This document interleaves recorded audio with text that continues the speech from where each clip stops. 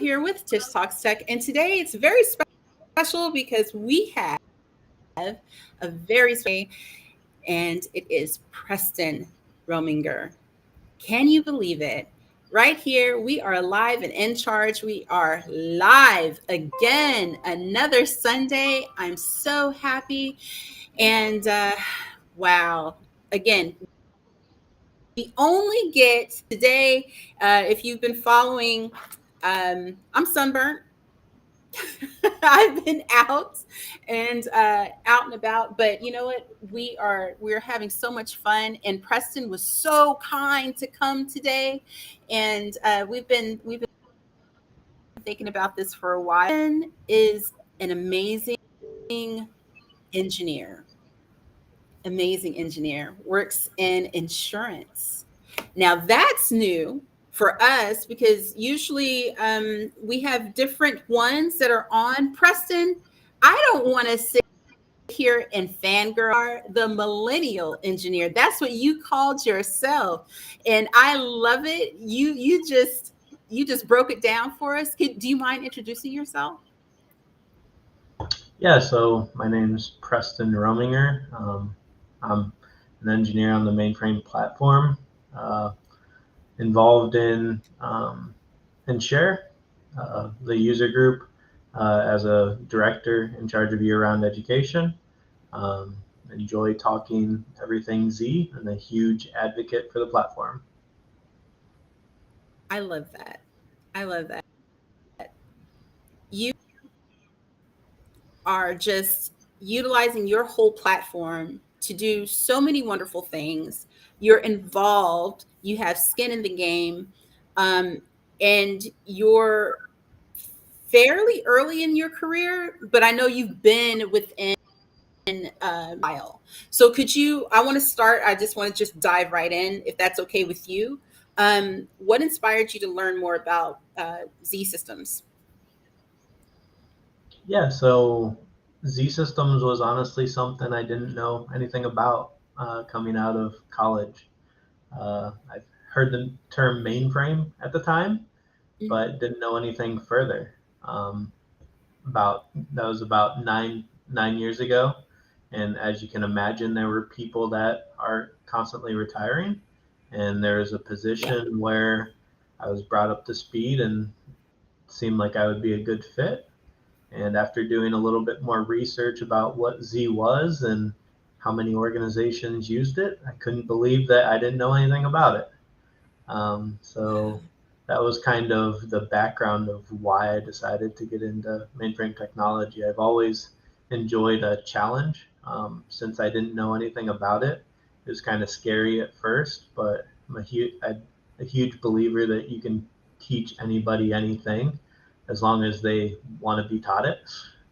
So fast forward 9 years, and here I am. Wow.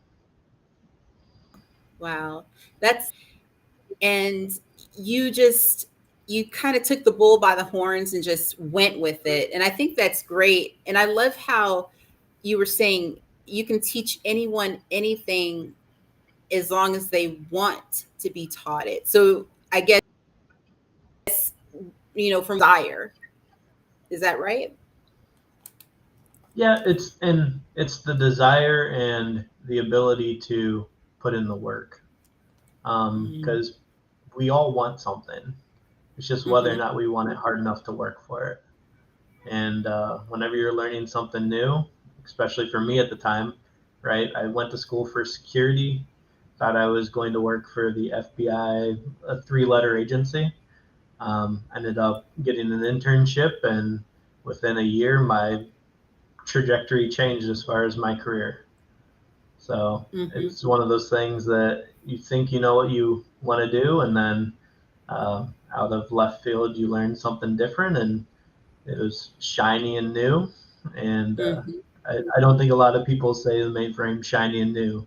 So, but to me, it was. Absolutely. Absolutely. And because you saw it and you said, wait a minute now, you know, what a great opportunity. You look at it, you think, there's people, when I know when I saw, there was people that had went into mainframe technology and stayed. The longevity of those careers going 20, 30, 40 years, it kind of makes you wonder if you're a person that thinks a lot, in like myself, and I know you do, you know, it makes you wonder, like, this person's had this job for 40 years. Why are they still in this job? And they have not changed. There's something to that. It makes you wonder. And the pay is so good and it's so rewarding, you know. So yeah, kudos to you on that. How do you think the technology differs from other types of technology? So I would say probably the architecture, the way that they're on Z, storage gets leveraged to keep everything, I'll say, in-house and keep everything running as tightly as possible. That way it doesn't have to do more expensive I/O to do a unit of work. I would say that that's something that you don't really see on distributed platform. Mm. Mm-hmm. Mm-hmm. Okay. And it's far, so that would be speed, that would be all of your transactions, that would be, is that, do you think that that appeals to folks that are new to the game? Like, if they're really about that life, do you think that that would appeal to Yeah, them, or is yeah, that just something that we in mainframe talk about? And yeah. I think as a when I was in college and just being into gaming, right, you stress your system to see what it's yeah, capable of. When you talk about stressing a absolutely. mainframe, you're talking about millions of transactions a second, which, if you take a step back Hmm. and think about, that is amazing that a box can do that. And it can only do Right. that because of the architecture and how things are designed from a program Mhm. level, from a hardware level, just how everything's so tightly knit. That's So I right. think that whenever you're trying to get the most out of a box, or you're new and just interested in the performance, and you're kind of blown away of how fast things are. Right. Right. I think that's wonderful. And the cool thing about Z systems, no matter where you are, no matter where you are, no matter where you are, as far as database, ops, whatever, it's still going to run really fast. Whatever job you are running, it's gonna run fast. And I think that that's the part that a lot of folks can't wrap their heads around. It's just one of those things, you're like, wait a minute. Oh, it's that quick? Yeah, it's that quick. So yeah, I think that's pretty amazing. Um, you've seen the show before. So I talked to the audience and I talked to you. I see you all in chat. Uh, go ahead if you have any questions. Go ahead and you can put your chat. That's fine, and I'll just flash them up on the screen when they come through. So you know, no worries there. And if you have questions for Preston, I'm sure that he doesn't mind answering. Do you mind, Oh, Preston? nope, not at all. Okay, cool. All right, cool deal. All right, so let's go on to our next question. What are some of the good to haves when finding your niche within Z systems? I would say having a tech background, because it helps to start in anything computers if you have a tech background. If you don't, Mhm. obviously that's something you can learn, but it takes a little bit more time to come up to speed. Yeah, So for like sure. I mentioned my background was security. So I had a decent amount of Linux knowledge because of the cybersecurity aspect of that. So even though I was coming into something new, learning Z, I still had something that was applicable. So there's some skills that are on x86 that are definitely applicable um, Mhm. over on the Z side. Whenever you're trying to find your niche in something, you want to find something that is interesting. So for me currently, not doing the same thing every day is super interesting. So I would say I haven't found my niche yet. I enjoy, I mean, there's a lot of opportunity and every day is a different day. So, but if you're interested in security, if you want to do more programming, if there's really a spot for you anywhere on Z. If you're into performance, if you want to do just hardware related stuff, a lot of large shops, they have dedicated teams that do all those things. So really getting a broad overview of what there is to offer on Z. And then once you know what there is to offer, then kind of diving down. Whenever you're trying to figure out what your niche is, it helps to talk to people, finding mentors to guide you. So I know that like you probably have your own dedicated type of job, right? But what are some of your favorite things to do within, Yeah, so as of lately, I've been doing a lot of DevOps stuff. Okay. I didn't know that I would enjoy it, and DevOps on Z isn't something But you're a 5 years security ago. person. Right. There's security tied to that. I mean, there's security in the background of everything. So, For sure. Yeah, I would say a lot of DevOps stuff is what I've been passionate about lately. It also is kind of what I've been working on. So I think if you have the desire, if you learn to love learning, then it doesn't matter what you get into, as long as you enjoy the learning aspect of it, you're going to be happy in what you're doing. I think I've kind of found that in what I'm doing. Okay. Cool deal. I'm liking that so far. Pretty good answer. Good answer. So let's see here. What challenges do you think mainframe technologists will face in the coming years? So, I mean, And that's a pretty broad question. First and foremost, I would say it's probably skills, right? You have people that are mentors that are going to be retiring in the next, we'll say, 5 years. So that's always going to be a challenge because they're, to your point, you mentioned people that have been doing it 20, 30, 40 years, and those are big shoes to fill. With that, I think that AI is also changing IT in general, not specific to the mainframe. It's changing how people are doing coding. It's changing how people are thinking about working. Probably AI is what I would say is one of the biggest challenges that we'll see.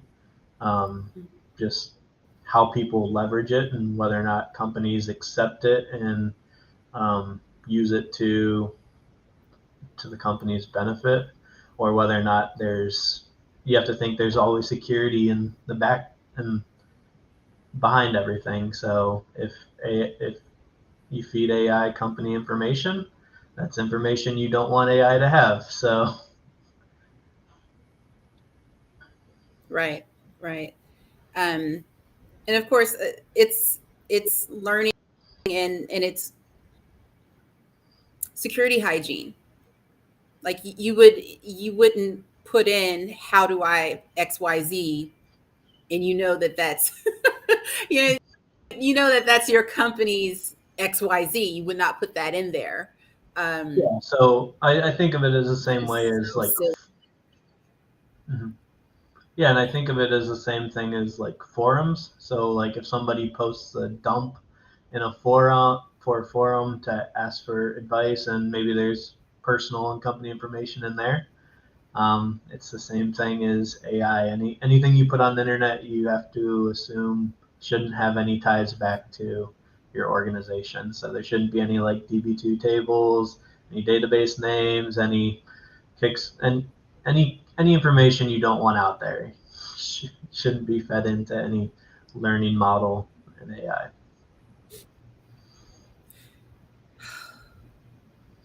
Yeah. There's a lot, and I've seen people. I know I've gone out to I've gone out to SO to Stack Overflow, and I have seen the people willy nilly, and they're just like, oh yeah, show me this, and I'm just like, why have you posted the entire dump?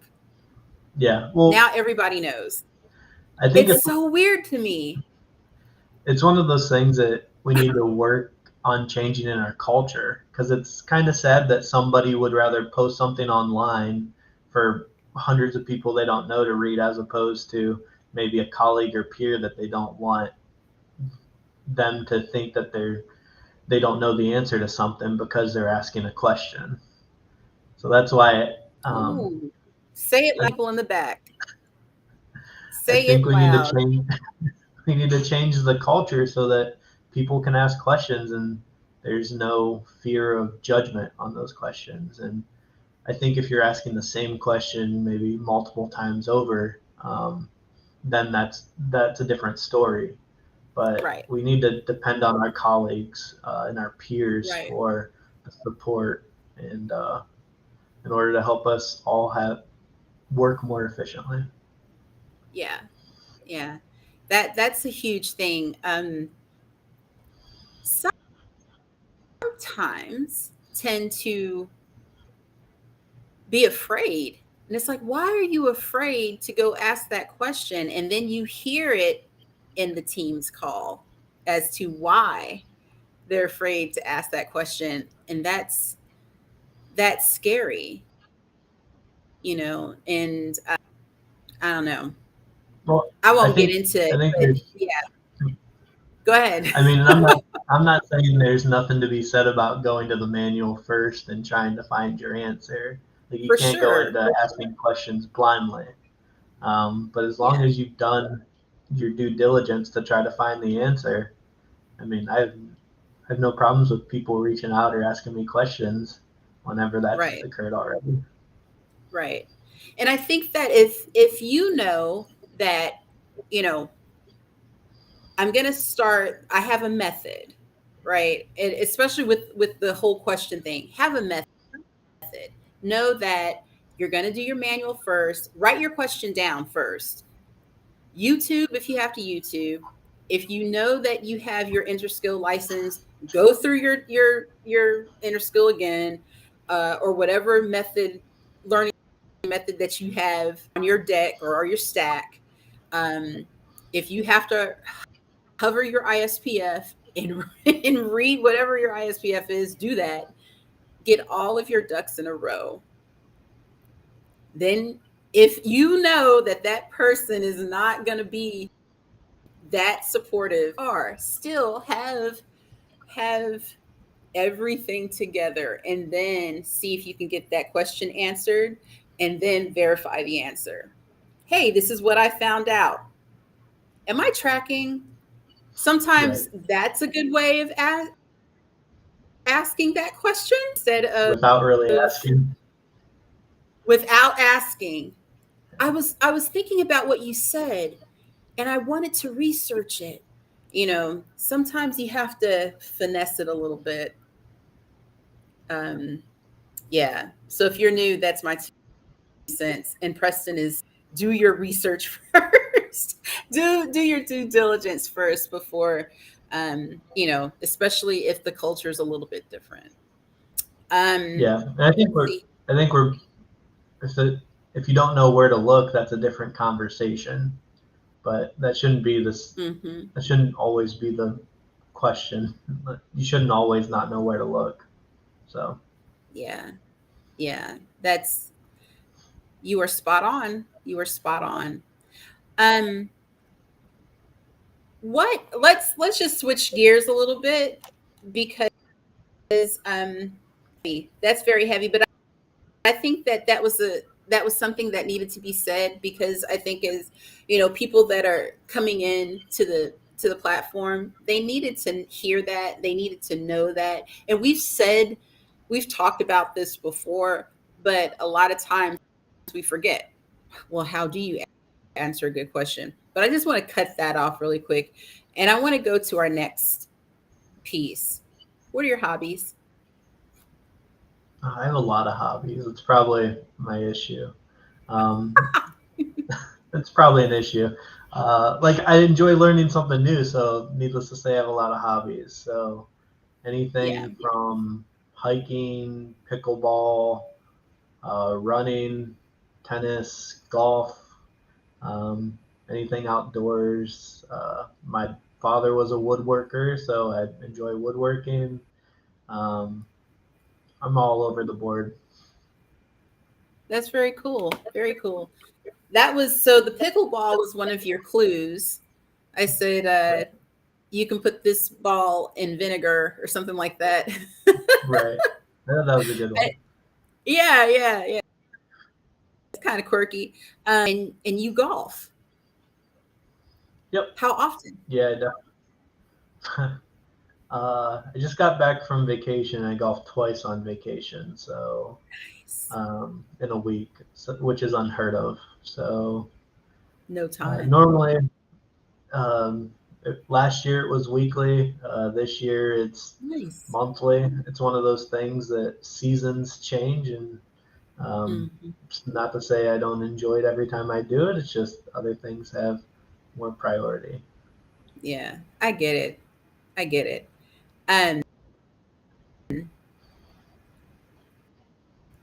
any of your non-technical interests have influenced your technical interests?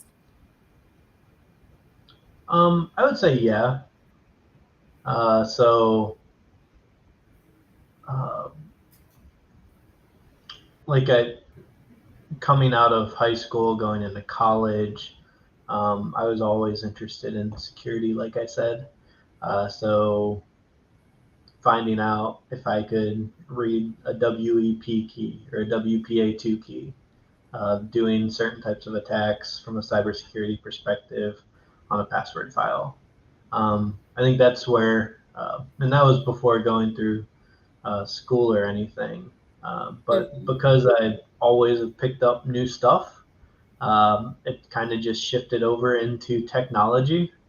So I knew, so in my personal life, picking up new skills kind of laid the groundwork for me to understand that, hey, even though I don't know this thing that's called Z, I know that I have a track record that I can lean on to say, oh, you've learned something new before, you've done something new before. So whenever I was learning Z, it was something, even though it was in my personal life or a hobby, that I picked up something new and learned it. I had that confidence that I could learn Z. Right, right. So you talk about the confidence. What else goes, what all goes into building that confidence to be able to learn as well as you have? What I'd goes say into that? putting, yeah, so putting in the work and the time. So when I was learning Z, right, inner skill was something that I leveraged heavily when I was learning Z. Cross training was something I leveraged heavily. Uh, a Mhm. lot of a lot of what I was reading, I would have to reread over and over again because it wasn't applicable to what I was doing at the time. So even though when I read it, I may have only retained 15% of it, but the If next that. time that, yeah, so the next time I was doing something related to CICS, for example, um, Mhm. going back and reviewing my notes, then a lot more stuck because it was a lot more relevant. Yeah. Yeah. And it's funny because I was talking to somebody the other day, someone super, super fresh, and she was saying, I got to my shop fresh out of school, my shop. I was so ready to go, and ISPF didn't even look the same. I said, dude, every shop is different. Right. She's like, it was nothing like what I read. Every shop is different. And it took like a 45-minute conversation just to help her, to grasp that and give it a real big hug, because I think that's the biggest part. And I love that what you're saying is, yeah, it took work, reading again, and taking the notes and doing the modules and doing it again and cross training just to be able to do what you need to do. It's not easy. And everyone's like, oh, well, it's, mainframes are this antiquated machinery. If it's so antiquated and it's so easy, why isn't everybody doing it? That's my question. That's my question. Or I always hear it's just one box. It's like, how difficult can one box be? It's like, well, you don't understand. That just shows me that they don't understand what they're saying. And then you have to have the conversation to bring them up to speed about everything that it can do and what it supports and what the capabilities are. Exactly. And it's so funny to me. I'm because I think about like what we do. And I don't know how many people are in your section. We don't have to talk about that, but I know with other people and where they work, there are sections like that are dedicated to security that have 20, 30 people just for mainframe. Yeah. For Rack F.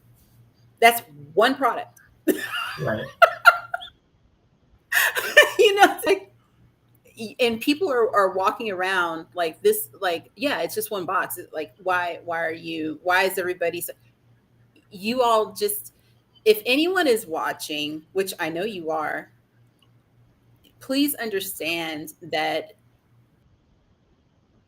these systems are so sophisticated, and it takes teams of people to run it. That's why there are so many jobs. There are so many opportunities. There are people that are hungry to train these positions, and the ones that are out here training for them, they are like going crazy just to get these jobs. I mean, what are you seeing, Preston, as far as like on your side? Because you're in insurance, right? Yeah. Your sector's in, yeah. So What does that look like for you as far as jobs are concerned? It's the same story, right? People are retiring. There's a gap in skills that all industries are trying to fill. It seems like every company has their own niche way of doing it. A lot of companies have their own internal training. Me personally, my training involved InnerSkill. It involved cross training. It involved going to conferences. It involved going to classes. But it was all part of my development plan whenever I had decided to take that jump into Z. But all industries are facing the same challenges, and a lot of vendors are trying to figure out how they can help solve those challenges, whether it be leveraging AI, so doing more with machine coding in order to minimize your headcount. So leveraging tools to minimize headcount or staff aug. There's a lot of changes in Z and in the platform that are going on right now. So what do you think, and just completely off the top of my head, what do you think is probably the answer to getting people to get trained and get folks in and working?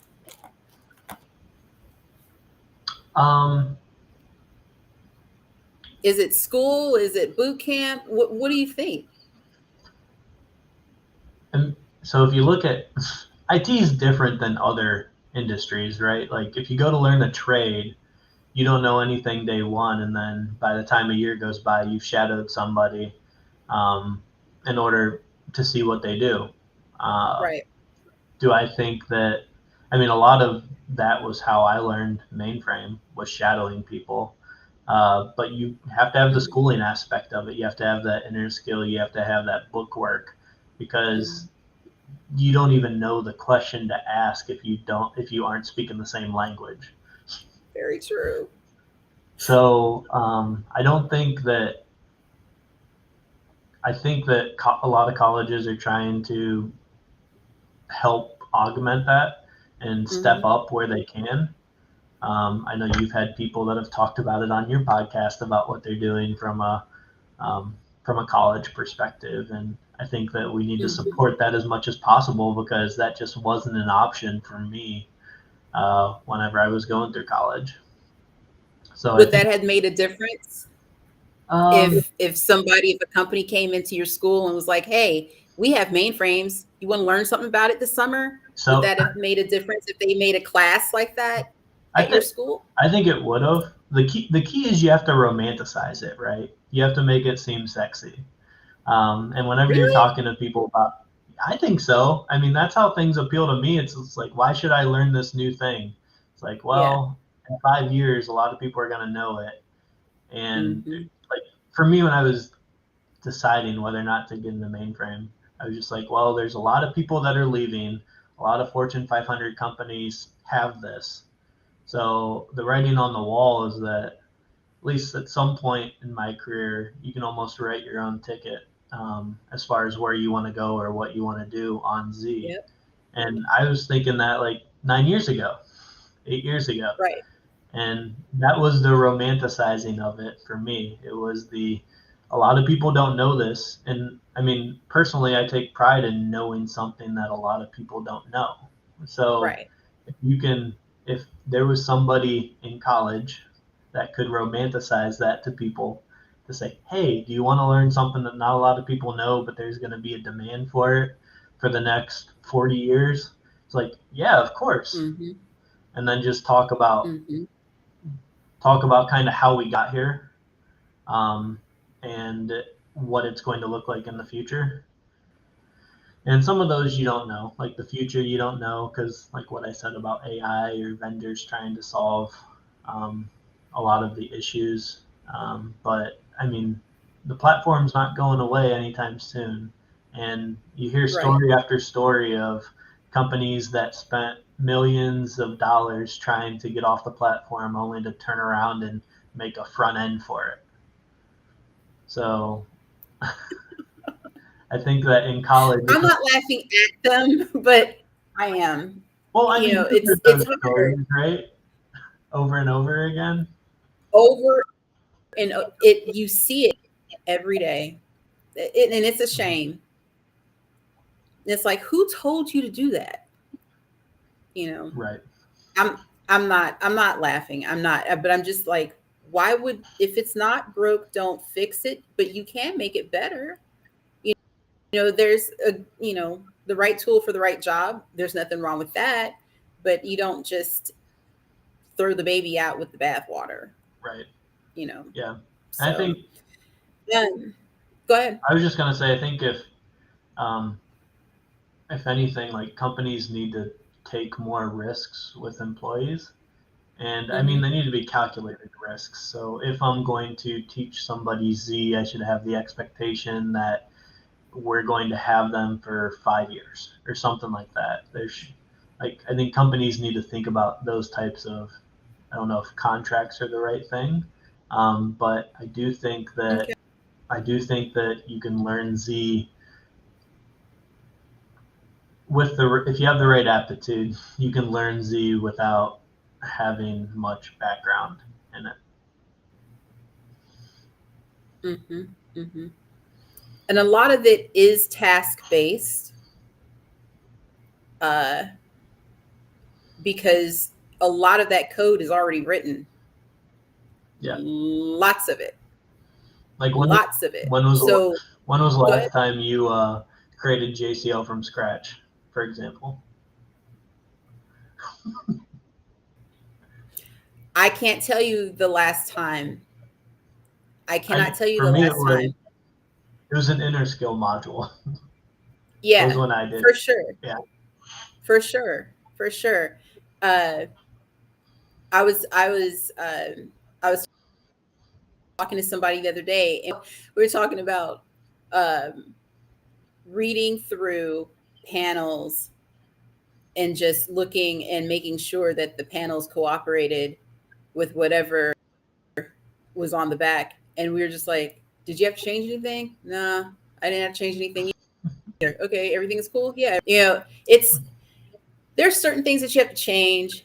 Same thing with your JCL. There are certain things that you may have to change. There are certain things that you may have to update if your GDGs aren't correct or whatever the case may be. Maybe your Julian dates aren't right. Whatever.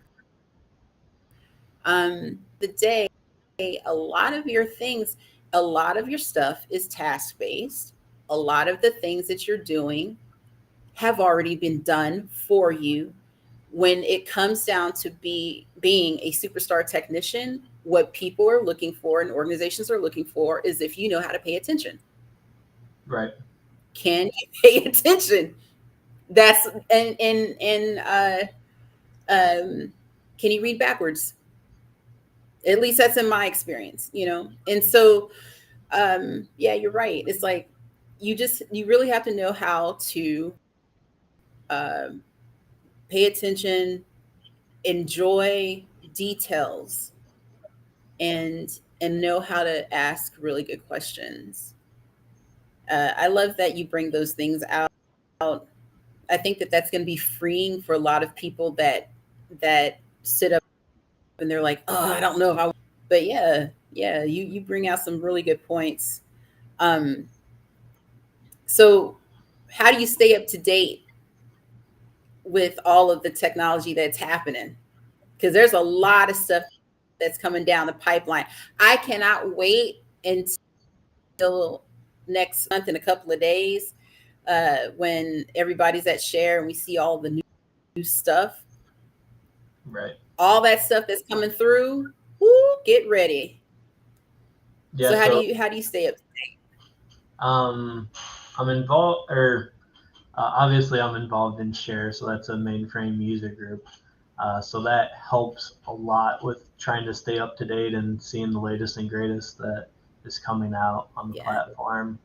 But I'm in a constant state of trying to figure that out. Like it seems like there's seasons for me where I feel super connected, and then other seasons where I don't.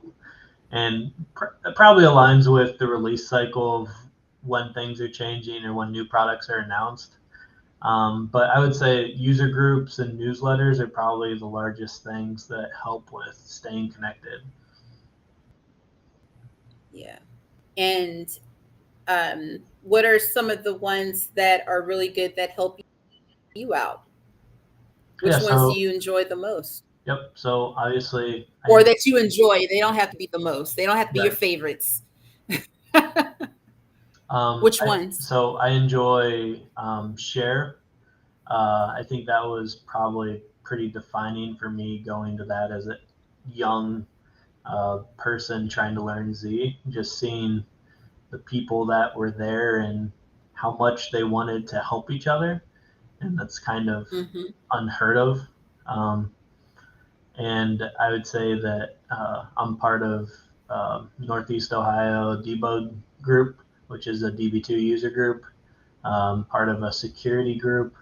It's in Ohio, Kentucky, a few other states. Those are probably the main ones for me of staying connected and involved. And I mean, cool. Shout out to, there's also, whenever you're learning a new product or whatnot, you always want to make sure you're subscribed to the notifications from IBM to make sure you're getting which I think Bingo. If you're not, you should sign up for everything you support. You want to make sure you're getting emails from IBM. Yep. That's if that isn't the best piece of advice that has ever been given on this show, you just dropped that gem. sign up for whatever product that you are supporting, please go sign up for that, because a lot of times you'll have questions. Your team will be like, I don't understand what just happened here. We're just going to IPL it. And you're like, wait a minute. I just saw the update and it came out like 25 minutes ago, and you can give it to your team. And they're like, oh, that's what we had to do. And it saves everybody the time. Right. And I mean, just being subscribed to those when I was new, those would come out and I'd be like, hey, is this related to us? Does this have anything to do with us? And that kind of helped me get a blueprint of what our system is and what we support. And it was the same with going to conferences and user groups, like sitting in on something and taking notes and then going back to the team and asking, is this applicable? Oh, did I just waste 5 minutes of my life? Well, no, because I now know that I don't have to pay attention to that, where before I would have. And just having those conversations when you're new to figure out what all does my job consist of that isn't in the job description. Right. And even if it isn't applicable per part, right? Right. Let's say that it's a part of automation. Yeah. And another team. Another team, and you're like, oh, well, that's their part. And then they go and they run something weird, and now it's affecting DB2, and you're like, oh, well, you guys ran that. So can you go ahead and take that off or whatever? Because it's affecting everybody or whatever. So now, you kind of know it. You're right. It keeps you in the loop 100%. How do you approach problem solving? What's your troubleshooting method? I try to understand what the problem is you're trying to solve first, because oftentimes, being in the role that I'm in, just tickets come in, issues come in, and there might be 4 other behind them, or other people are experiencing issues that may not be related to anything on my system. So if you kind of understand what the problem is you're trying to solve, you may realize that it might not have anything to do with you. Now, on the flip side, going through and looking at what somebody's actually doing, what the error is that's actually coming out, if you have QuickRef, leveraging that tool to do a quick look into what that return code means, do a search on Google for the return code, looking at the started task to see if there's something in the output that maybe you're missing. It all depends on the situation. There's a lot of combing through logs and IPL logs, syslog, started task log, your server logs, to try to find the start of when the issue happened.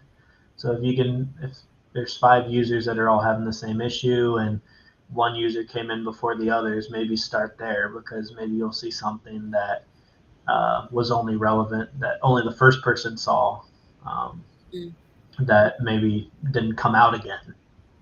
And I'd say on the flip side is update your automation to start looking for that. So if it's something that's going to happen again, like CICS regions short on storage, or a user has a bend that always causes an issue, or a program has an bend that always causes an issue, like start alerting on that so that you're hearing about it prior to a ticket being created from an end user. So as part of my charging out for that, that's money. Your mix means money. So troubleshooting, start at the beginning. Make sure you're looking at the full picture. Once you find the issue on the back end, is there something you could do to have found it out sooner? Because most of the stuff, at least that I've seen in my career, that we've ran into, we could have identified before any type of serious outage occurred.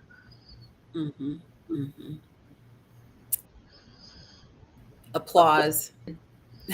So how do you balance your individual career goals with your organizational goals, um, to just, yeah, how do you balance your goals, Um, yours version?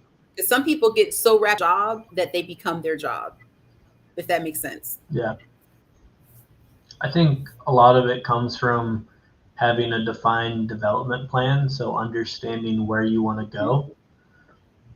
I think some people go throughout their whole career and they go from job to job and don't really have a career because they didn't think about what they wanted to do. They were just focused at the task at hand. And I think once you have that development plan, just being transparent and realistic. Like if I'm in Z and I want Mhm. to do something that is in the Linux world or something, like those are jumps that you can make. Or if you're coming from Linux and you want to go to Z, a lot of those skills, especially from like a troubleshooting perspective, um, from a OMVS perspective, like a lot of that's some of that is transferable. But if you don't have a development plan that has it all laid out and kind of defined where you want to go, and then you're not going to get there.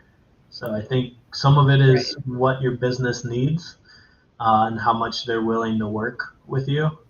I found that good companies, if you're a good employee, they want to retain you, and it doesn't matter what role you're serving in. And I think those are the companies that you want to stick with. Yeah. Yeah. So are there any organizations or companies that you admire within the industry? And if there are, who are they? Why?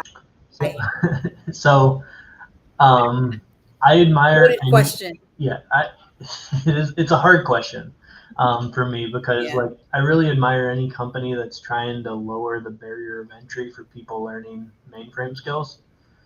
So IBM is the first one that comes to mind. Obviously, they have reasons why they want people to learn Z, but just seeing how much they give back and the services they offer from like a lab perspective. So, like for example, you could Mhm. go to IBM's website, sign up for a lab, and they'll take care of spinning up the environment for you to do your lab and tearing it all down. And all it took was an email address. Um, so, like Yeah. seeing companies that are doing more of that uh, for the public, I think is huge, especially for people that are trying to figure out what they want to do. Like some people don't Mhm. want to go to college to figure out whether or not they want to learn um, and that they want to do IT, but they'll take a boot camp or they'll take some classes online or watch some videos. Um, Mhm. so I'd say that. And another one, not to plug myself, but I think Share is another organization that I You admire better in the work. industry. Yeah, right. And the reason being is because it had a huge impact on my career being in Yeah. mainframe. Like I mentioned earlier, I saw whenever I went to a share conference, I saw all the experts that were behind the scenes, all the engineers that were high level people when you think of the platform, and they're there just answering questions. And it doesn't matter if you've been working on it 30 years or you've been working on it 3 years. I was always treated the same and given the time of day. Even Yeah. though probably looking back, some of the questions I asked were didn't deserve that, but you live and you learn. Hmm. Yeah. There's, the professionals, when you go to a share conference, the professionals tend to give us newbies undeserved kindness. These people, you ask them a question and they're like, you know what? Sit down because I'm fixing to tell you. I'm going to give you the answer. Pull out a pen and paper, and you're like this. Teach me, oh great one. Let Right. me know. Because at the end of the day, these individuals really want to, especially the ones that go to share. They in a lot of the other conferences, they really want to pass on their life's work. Like I said in the Like a beginning, we legacy. were talking about, yeah, it's 40 years of work. Half of the code that was written before you and I were even born, we are touching, and a lot of those individuals are at Share giving speeches and symposiums, and we get to talk to them, and they're giving us all these different things, and it is unbelievable for me, and I'm sure for you too. And Yep. you get to talk to them with, and it's just mind blowing. It is truly mind blowing. How and focused, because your job is really hard. I'm just saying. I'm just gonna let that, y'all, if y'all don't know, how do you stay motivated and focused? I'd say that writing down your goals and what you're wanting to accomplish is the first step. And obviously revisiting that, but you have to have the discipline of doing the same thing over and over, even though you may not see the result for a year or even Or further, two. depending on what we're talking about. Yeah. But I'm reminded, it reminds me of that quote, you either suffer the pain of regret or the pain of discipline. It's like, in 20 years, I don't want to regret that I could have done more. And so writing down what I want to accomplish, both professionally, personally, from a organization perspective in regards to Share, just trying to write down what we're doing. That way you can help visualize it and see it helps visualize where you're going. I get that. And let's see. I want to ask you, we talked about your sports activities.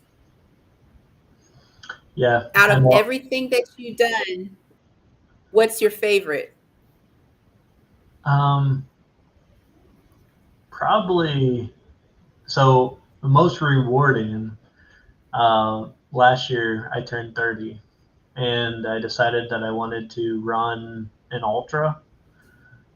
So I ended up signing up for 2 of them, but that was probably the most rewarding of things, mainly because I wasn't a big runner, never have been. But the training, okay, the discipline that went into that. That's a lot. Yeah. So That's probably nowadays running would be my favorite thing. That's cool. Congratulations. Thanks. You're welcome. So tell me about some of the things that Share is offering, because I know. Yep. Tell me about that.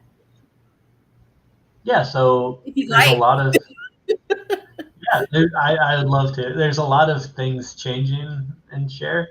So this year we started offering individual membership. So it used to be you would have to be tied to an organization in order to be involved with Share. I talk about lowering the barrier of entry to mainframe and companies that are doing it. So Share is doing that in the manner that there's a lot of people that may be new to Z or may not have a job or may want to learn about it. And they're not tied to any organization yet because they don't have a career path or an employer.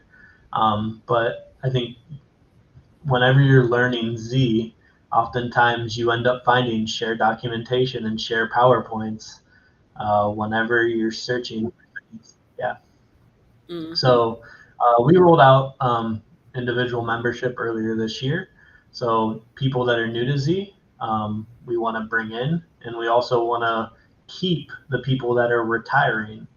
that may still want to give back to the mainframe community because of all their years of wealth and knowledge that they have. So that's an initiative that we started. Yeah, that's an initiative we started this year. We also, tied to that is also a learning management system, so an LMS system. Okay. So I'm in charge of the year-round education portfolio. So Share's made investments to start offering the content that you see in conferences digitally. So we find that a lot of people either can't make a conference, can't get their company to pay for them to come. It isn't their turn to come to share. They may be from outside the U.S. We see that also, people outside the U.S. that are interested in learning. So our goal is to offer the same content that we do in-person conferences and host it through a learning management system. So would they be able to see, will there be different tracks of talks? They'd be able to see the talks via live? Is that going to work? Yeah, so with Share, you know that there's the live stream rooms that happen. So we went back through all of our recordings and pulled all of those live streams that we had over the last couple of years to pull them into the LMS. In the future, what I'm trying to do is to get people that whenever they're submitting their session for Share, they're also submitting a recording of them doing their session. For one, it's good practice, and then for another, it would help build out that catalog so that if somebody's interested in, say, DB2 or CICS and they can't come to Share, they would still have that content accessible to them in order to help learn or see that. That is phenomenal. So I will make sure to share.org is in the description section of the YouTube channel, so that you all can be able to see where the individual memberships are, because the share content is invaluable. You have to be able to get onto Share so you can be able to glean the information that is there. There's so much, the user groups, all the flavors, all the adjacency of Z is on Share, and it will help you will follow. So last thing, what about mentoring? Tell me a little bit about that. Mentoring in what aspect? For you, have you mentored anyone, or are you? Yeah, so I think mentoring is invaluable. You can't put a price on it. Yeah. Especially early on in your career. You want to find somebody and latch onto them, and that's doing what you want to do, because we all started somewhere. For me, I didn't know anything about Z, and 9 years later, I'm in a position to start mentoring people. So at my work, we have somebody that I mentor. I have another person outside of my organization that I also mentor, and I still have mentors myself.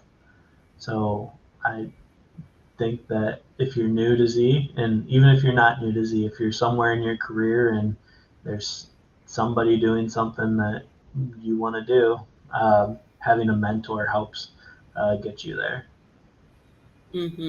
And as far as the Share conference is concerned, the Share conference is what, the 13th through the 18th of August, right? August 13th to 18th. So here in a couple of weeks, down in New Orleans. And students, how can students be a part of Share? Yep. Because there's going to be a lot of students. A lot of the people that watch this show are students, which is kind of funny. I didn't know that the young were so involved, but they love it. So how can they be involved? Yep. So I mentioned that. If they want to travel to New Orleans, they're more than welcome to. I also mentioned that we do live streaming. So there's that. Mm-hmm. I can send you the link of the registration page for students. I believe it's highly discounted, if not free. I would have to check on that. But okay. If any students are interested in the SHARE conference or mentoring, looking to find a mentor, I know that internally in SHARE we've talked about putting that together. So feel free to reach out to me or send an email to SHARE, and we'll get that set up for them. Okay, cool. And how can people reach out to you? You prefer LinkedIn or through share.org? LinkedIn is great. My email's on share.org that they can email directly. Okay, cool. So Preston, you are just a breath of fresh air. I really appreciate your time today and dropping gems. I think anybody, especially, and I keep saying this, if you are one of these cybersecurity warriors and you have that Linux skill, that Linux Unix skill, and you're about that life, mainframe is where you want to be. It is where you want to be. Cut out all of the noise, because Preston is solid proof. Preston is solid proof. This is it. And I'm not going to pontificate. Preston, do you have any shout outs or anything that you want to plane? No, I would just say that I say no, but I obviously do. Peace out. Yeah. I'm an open book. If anybody wants to reach out to me directly, feel free to do so. I'll answer any question you have. And if I don't know the answer or don't know the person, then I'll put you in touch with the person that does know the answer. And I think that with SHARE, that's one of the things that I saw over and over again is if it's not the right person that you're asking the question to, they'll introduce you to the right person. And I think that we all need to support each other and help strengthen this ecosystem. That's beautiful. Thank you, Preston. I really appreciate you coming on today and just being a part of Tish Talks Tech and sharing with us the individual membership for SHARE and sharing your story, because there's a lot of folks that are out here and distributed that are looking for jobs, that are doing some really amazing things with cybersecurity, and they do not understand to be out here with Z systems, bringing the pain, bringing the skills. So thank you so much for that, Preston. And I'll go ahead and wrap up now. All right, thank you. So with us, thanks for rocking with us, Preston. We rock with you. Hey, y'all. So again, I really do appreciate you all coming through. Today was a good day.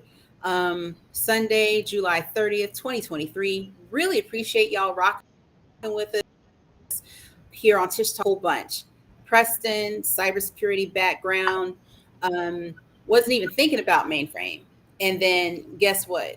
Now, all of a sudden, and I say all of a sudden, we're looking at 10 years down the road. Now this really amazing career. Can you just imagine applying oneself, bringing Linux skills, security skills to the mainframe? Now, DevOps, AI. Who would imagine? Can you imagine? There is August 13th through the 18th. Be there, be square. Nah, guess what? We know that there is a learning management system, there's individual membership. So if that's your situation, you can do that. How cool. What else? Outside, we are going to get these skills. And I really appreciate our special guest today, Preston Rawminger. I really appreciate you all coming through in the chat. Hello to Madison. Hello to Kiara in the chat, and everybody that's watching. Y'all get these skills because we're going to be outside and we're doing all the computer stuff. So thank you so much. Have a great day. Bye-bye. Bye.